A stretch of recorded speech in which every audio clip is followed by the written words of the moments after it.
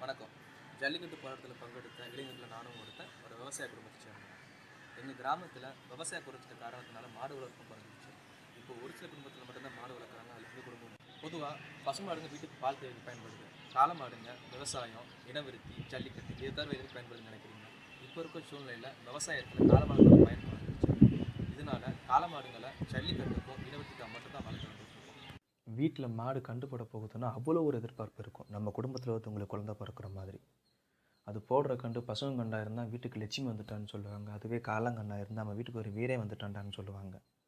அந்த காளாங்கன்று பிறந்ததுல இருந்து பால் குடிக்கிற நேரம் தவிர மிச்ச நேரம் எல்லாம் வாய்க்கூடு கட்டி மண்ணு திங்க விடாமல் பாதுகாத்து குறிப்பிட்ட காலத்துக்கு அப்புறம் குளம், ஏரி, குட்டை, கம்மாயின்னு கொண்டு போய் நீச்சல் பழக்கி, மணல் மேடு கட்டி அவனை கொம்பு குத்த வச்சு பாய்ச்சல் பழக்கி, வடம் வாடி கட்டி களத்தில் நின்று விளையாட பழக்கி, நமக்கு பசிச்சாலும் ரேசரிச்சு சாப்பிட்டுட்டு அவனுக்கு நேரத்துக்கு தவிடு புண்ணாக்கு தீவனம் பருத்தி கொட்டை தண்ணி காமிச்சு, எங்கள் அப்பாவுக்கு இன்னொரு பையனாகவும் எங்களுக்கு இன்னொரு தம்பியாகவும் வளர்த்து அவனை ஒரு உருவமாக்கி அவனை அலங்கரித்து பார்க்க நெத்திப்பட்டை வெள்ளியில் செஞ்சு, காதுக்கு தங்கத்தில் கடுக்கம் செஞ்சு, கழுத்துக்கு மணி செஞ்சு, காலுக்கு சலங்கை கட்டி, கழுத்து கயிறு முக்கணங்கயிறு பிடிகயிறு போட்டு அலங்கரித்து அவனை ஜல்லிக்கட்டு கொண்டு போனால் சின்ன சின்ன நொட்டை காரணத்தை சொல்லி ஒட்டுமொத்த ஜல்லிக்கட்டுக்கு தடை வாங்க முயற்சி பண்ணுறீங்க நீங்கள்.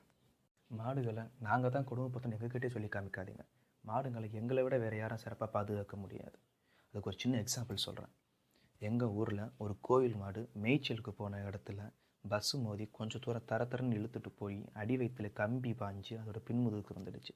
அதை பார்க்க வந்த டாக்டர் அது பிழைக்கிறது கஷ்டங்கன்னு சொன்னதுக்கு அப்புறமும் அந்த மாட்டை வளர்த்தவர் அவரோட வேலையெல்லாம் விட்டுப்புட்டு 20,000 ரூபாய்க்கு மேலே கடனை வாங்கி அந்த மாட்டை பராமரித்து அந்த மாட்டு கூடவே இருந்து அதுக்கு மறுபிறப்பு கொடுத்தாரு. அந்த மாடு இப்போது ரீசெண்டாக களத்தில் விளையாண்ட வீடியோ நீங்கள் பாருங்கள். ரொம்ப அதிகமாக இருக்கு. ஆத்தாடி ஜல்லிக்கட்டில் மாட்டை அவிழ்த்ததோடு எங்கள் வேலை முடிஞ்சிச்சுன்னு நினைக்கிறீங்களா? கிடையாது. குறிப்பிட்ட தூரத்தில் இருக்க ஊருங்களுக்கு மாட்டை நடந்தே பிடிச்சிட்டு போகிறதுனால அந்த மாடுங்க பாதை தெரிஞ்சு தானாக வீடு வந்து சேர்ந்துடும்.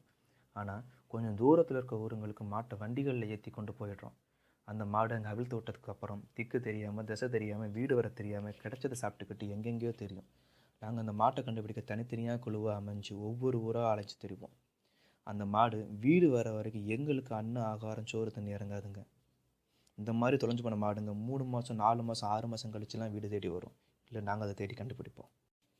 மாட்டோட இறுதி காலத்தில் அந்த மாடு இறந்த பிறகு அதுக்கு முழு மரியாதை செஞ்சு அதோட சவத்தை இயற்கையை அழிய விட்டுடுவாங்க, இல்லைன்னா புதைச்சிடுவாங்க. பின்னர் அந்த மாட்டோட ஞாபகமாக அதோட புகைப்படத்தை வீட்டில் வச்சு சாமி கும்பிடுவாங்க, பூஜை பண்ணுவாங்க, ஞாபகமாக வச்சுக்குவாங்க. இது எல்லாத்துக்கும் ஒரு படி முன்னே போய் எங்கள் ஊரில் ஒரு மாடு இறந்த பிறகு அது இயற்கையாக சதைஞ்ச பிறகு அதோட மண்டவோட மட்டும் கொண்டு வந்து வச்சு அதுக்கு ஒவ்வொரு பொங்கலுக்கும் மரியாதை செஞ்சு வந்துக்கிட்டு இருக்காங்க. இப்போ உள்ள காலகட்டத்தில் இவ்வளோ கட்டுப்பாடு தடை இருக்கிற பட்சத்துலேயும் இந்த வருஷம் எங்கள் ஊரில் 6 நாட்டு மாட்டு காலக்கண்ணுங்க வாங்கியிருக்கோம். எல்லாத்தையும் பத்திரமா வளர்த்துடுவோம். கண்டிப்பாக ஜல்லிக்கட்டை நடத்திடுவோம். நம்பிக்கை இருக்குது. மாட்டுக்கும் மனுஷருக்கும் இடைப்பட்ட சொந்தன்றது வரவு செலவு கணக்குள்ள சொந்தம் கிடையாது. அது ஒரு உணர்வால் இணைஞ்ச சொந்தம். அதை நாங்கள் புரிஞ்சுக்கிட்டோம், நீங்களும் புரிஞ்சுக்குவீங்க. விவசாயத்தை வளர்ப்போம், விவசாயி மதிப்போம், ஜல்லிக்கட்டை ஆதரிப்போம், நாட்டு மாடுகளை பாதுகாப்போம். நன்றி.